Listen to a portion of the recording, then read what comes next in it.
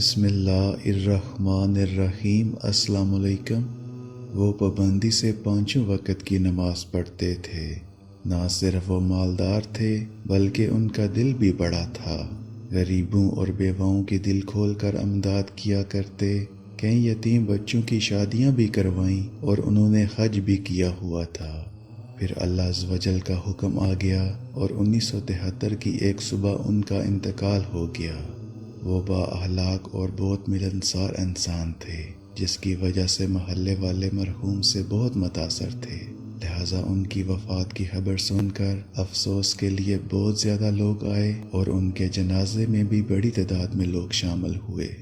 قبر کھود کر تیار کر لی گئی، لیکن جنازے کی ادائیگی کے بعد جو ہی میت قبر میں اتارنے کے لیے لائے تو غضب ہو گیا اور یکایک قبر خود بخود بند ہو گئی۔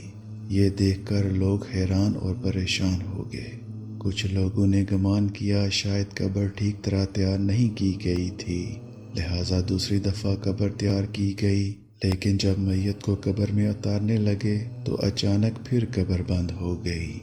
اب لوگوں میں خوف پھیلنے لگا اور ڈر سے لوگوں نے اللہ کو یاد کرنا شروع کر دیا۔ پھر تیسری دفعہ قبر تیار کی گئی، لیکن وہ بھی میت اتارنے سے پہلے خود بخود بند ہو گئی۔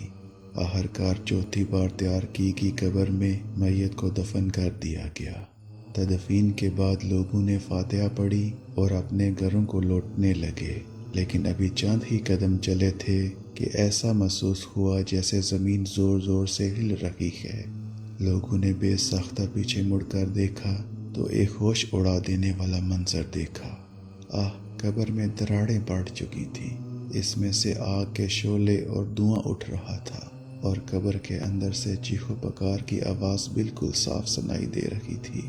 یہ خوفناک منظر دیکھ کر سب کے ہوش اڑ گئے اور جس طرح بھی بن پڑا لوگ وہاں سے بھاگنے لگے۔